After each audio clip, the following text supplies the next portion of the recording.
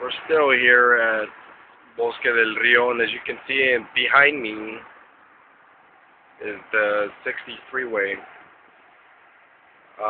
Why I decided to come here with Jen, of course, was to kind of, challenge myself by walking on a bike road by the freeway. This is my view from here.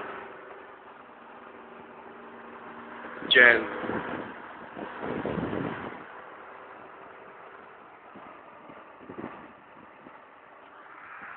There's a lot to see and there's a lot more to go through, but you run into more rabbits or bunnies as we walk by, and a bunch of bikers. Over yonder is a mountain filled with snow.